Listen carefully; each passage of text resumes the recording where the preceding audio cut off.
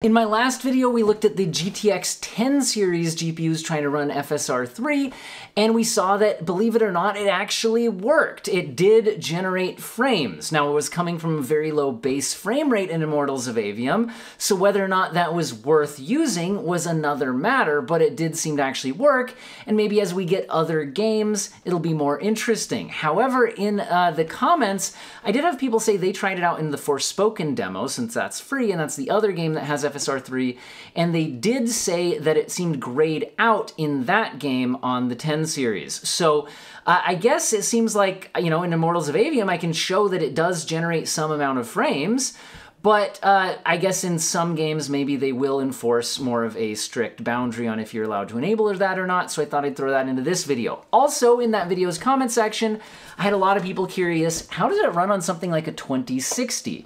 The 20 series is officially supported by AMD, but it's not officially recommended by AMD. AMD does say the 30 series and up are recommended. The 20 series is supported, and then, you know, your mileage may vary on basically anything else, like when I tried out the 10 series. So in this video, we'll be looking at the RTX 2060. How does it work? And again, I will be focusing on Immortals of Aveum, where I prefer the FSR 3 implementation anyway. And again, we will be, it'll be interesting here because the 2060 supports DLSS upscaling, although not frame generation, and FSR 3 frame generation locks you into the FSR upscaling pipeline. And especially at 1080p, and especially at, you know, lower base, more aggressive upscaling settings, like performance mode, things like that, DLSS definitely has an image quality advantage. So that's a lot of what we'll explore in this video, is not just does frame generation work, which we will definitely look at, but is that going to be the way you'd rather play the game? And that might vary depending on the game. You know, if you need a high enough base frame rate to have to enable upscaling before kicking on frame generation, you know, are those trade-offs worth it? So let's hop into the game, play around with it, and then I'll give you some final thoughts at the end. But as cool as all of this frame generation tech is, first of all, it works best the higher your base frame rate already is before kicking it on. And secondly, achieving high frame rates through frame generation does not feel as good as achieving those natively with raw GPU power, and so you still might want to upgrade your graphics card, and the simplest and fastest way to sell your old GPU to fund that upgrade is to sell it to today's sponsor, Jawa.gg, by following the link in the pinned comment or video description. Now, a lot of people don't want to sell their old hardware because they feel like it's going to be some kind of a hassle they've got to figure out. How do I deal with shipping, finding a buyer, waiting around, all of that? Well, at Jawa, it's as simple as this. You click the Get an Instant Offer button, you tell them about your GPU model and condition, get an instant offer. You ship your, you ship it using a free shipping label that you can print out. Again, the shipping price is factored into their offer. Then they perform an inspection. They inspect the part to make sure everything checks out, and then you get paid. Most sellers get paid within 1 business day after the part is received. And best of all, you can also save money by looking on their marketplace for used and new parts, and using the link in my video description and using code OWIN10, you can get $10 off your first purchase. Again, follow the link in the video description and pinned comment. All right, here we are on the RTX 2060, and our performance is not amazing. We're at 1080p low settings in Immortals of Aveum. Again, very demanding Unreal Engine 5 game. 1080p native resolution, all the stuff turned off. And with all that stuff turned off, staring at this wall, we're only getting about 48 frames per second. Staring out over this way, we get into the lower 40s on mouse movement. We can easily drop into the upper 30s.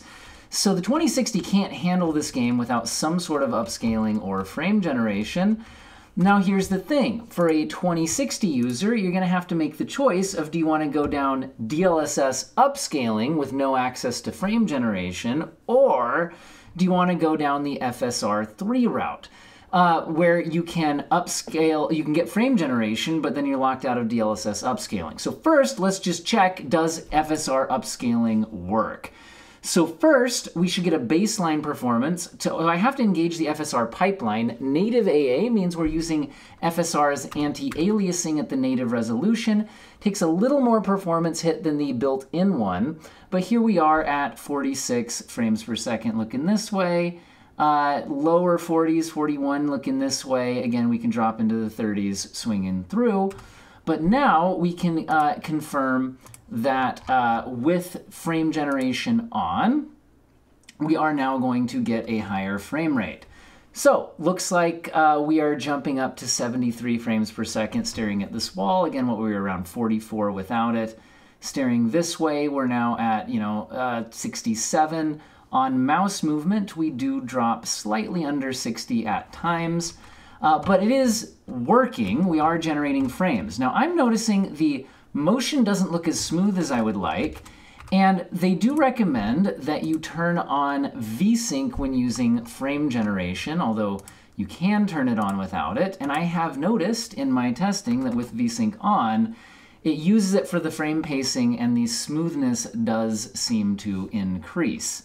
However, we are coming from a pretty low base frame rate, and I've got to say that the overall responsiveness of the game is a little sluggish. Again, different people have different amounts of latency sensitivity, and again, playing on a controller, you generally are expecting a little bit less of a one-to-one movement than you do from your mouse. But again, there's a little bit of a delay between hitting that and actually seeing the movement on the screen. Again, how much this picks up in the camera, I don't know, but this would be a little more latency than I would personally want to play the game at. Not that it is unplayable, but I don't think it's an optimal choice coming from that base frame rate, but this is working. Also, as I've shown in my other videos, when you are in the frame generation pipeline through FSR 3, my monitor's variable refresh rate just locks to my 120 Hertz display rather than varying along with the with what we get here. Whereas if I turn frame generation off, it should actually work properly here. Now, these don't always line up perfectly, again, given how they display, and when these drop below the monitor's variable refresh rate window, it can actually double because it's going into low frame rate compensation mode. But the point is, it does seem to use variable refresh rate correctly when we're not using frame generation, and we do seem to lose that ability when we turn on the frame generation pipeline. Anyway, here's the thing. If we want to get a higher frame rate just from that, I think we would want to upscale. Now, if we're going to upscale, now you got the choice between DLSS and FSR 3, and at 1080p resolution, I think image quality-wise, we get a better outcome from DLSS upscaling. Now, the game's going to say restart required. This is a menu bug. When I try to turn on DLSS, the game, I had a RTX 40 series GPU in here with frame generation on, and it does require a restart to turn on frame generation. But I've noticed that this is now bugged out. I've restarted the game a bunch of times and it keeps saying that because it thinks I'm trying to turn on frame generation, I think from my last GPU. That's a menu bug. This absolutely works. If we go on quality upscaling here, you'll see that we're up to 87 frames per second looking at that scene. And again, if I turn DLSS off, we're going to notice that we are at 57 frames per second looking this way right here. So wait, why is our frame rate so much higher, guys? That is... something seems strange. Weren't we at a lower base frame rate when we started the game? Go back to the native AA thing. Oh, I was further back. That was why. When we started, I was going to say, I felt like we had a lower frame rate. I think it's not an identical scene. I've been moving backward. That's what happened there, just making sure our testing is accurate. Okay, anyway, so going back to DLSS quality, we are, like I said, definitely increasing our frame rate. We also have access to NVIDIA Reflex when we're using this upscaling, at least in games that have it, like this one. And things feel significantly more responsive than they did with frame generation enabled. So I think that this will be the better way to play here. Also, variable refresh rate will now actually be working properly while doing this as well. So we get Reflex for more responsiveness. It does cut it down significantly. We're down in the 28-ish here, rather than when we were achieving similar frame rates using frame generation. I think it was still up closer to 100. Now, it's only fair to say that we can use FSR3 upscaling, going to the quality setting with frame generation. First, let's go ahead and go to FSR3 quality upscaling. And at 1080p, especially in motion, I don't think this does as good of a job as DLSS quality does. Because as things get disoccluded, things like that in the distance, it gets kind of pixelated. So it's a lot more obviously pixelating than DLSS is, and I do find that a little bit distracting. But the advantage to going this route is now we have a higher base frame rate from which to generate frames. So if I now turn frame generation on, Reflex, as I've shown in my other videos, no longer actually works properly, plus then there's some frame generation lag.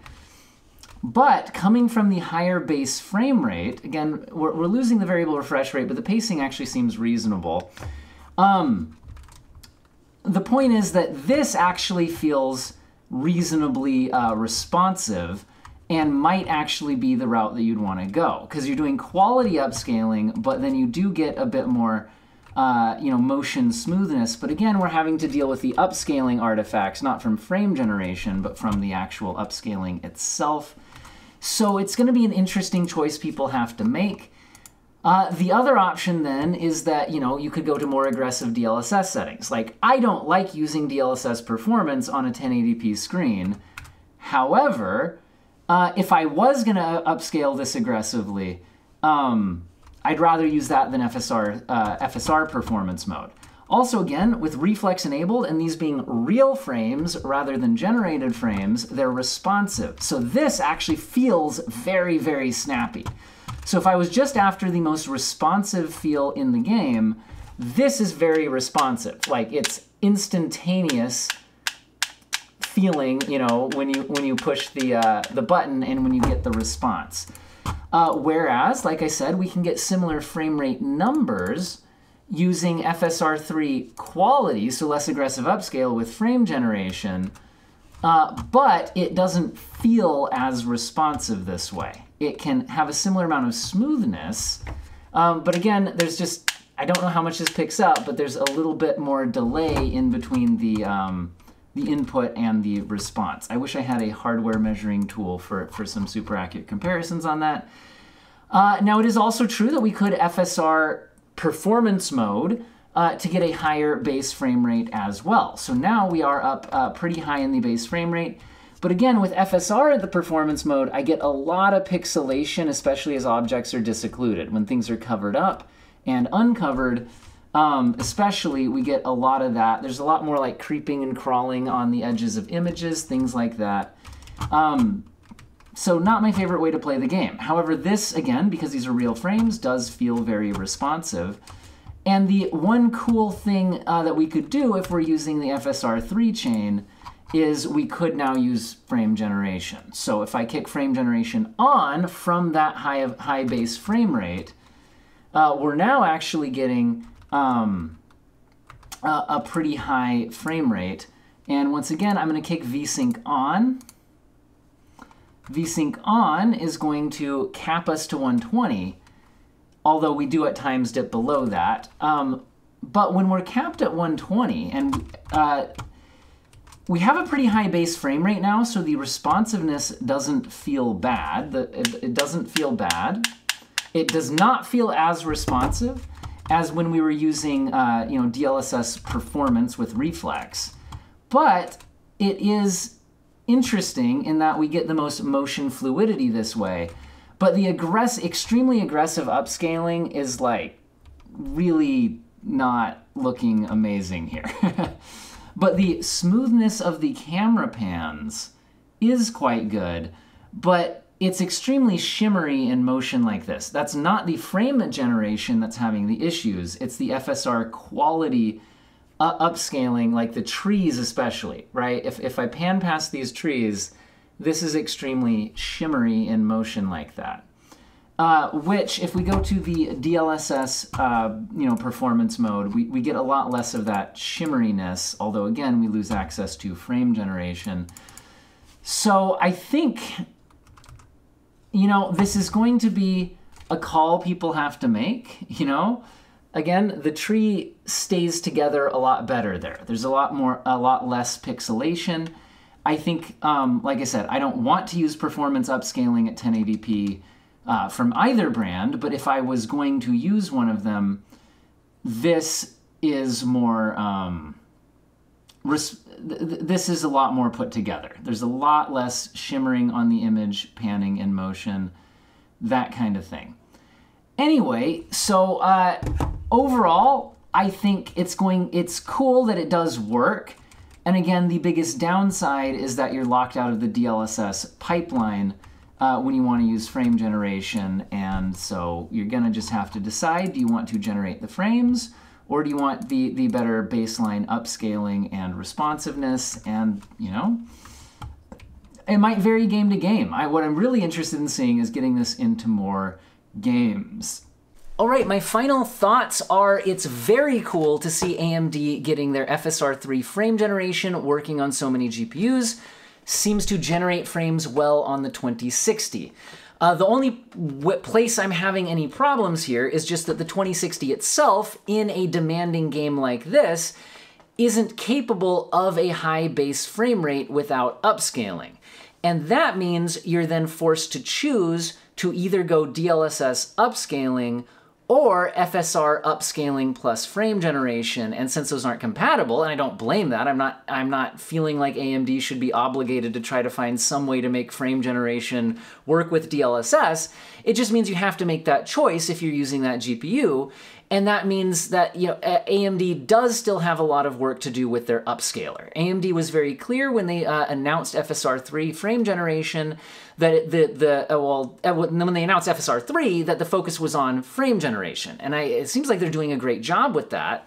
But then it's the base upscaler that did not receive a lot of updating with this. And that's where I think they could still get a lot of work to improve, because as we can see, if you're at a low base resolution like 1080p and then you upscale, especially if you're upscaling very aggressively down to the balanced or performance settings, the visual difference between DLSS upscaling and FSR 3 upscaling is very noticeable.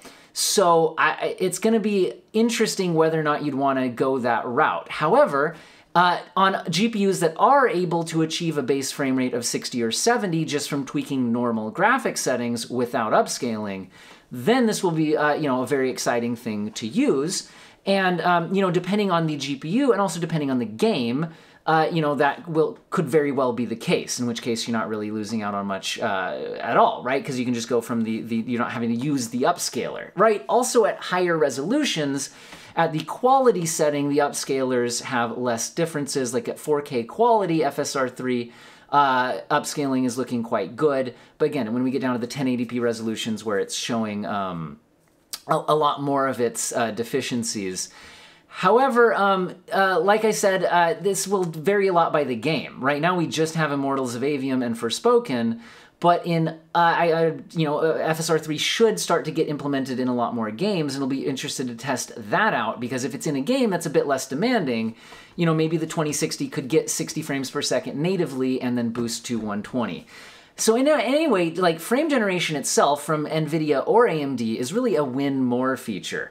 It's not a great way to go from a bad frame rate to a reasonable frame rate, like 30 to 60, because of both, the image quality and responsiveness being worse when you're coming from a lower base frame rate.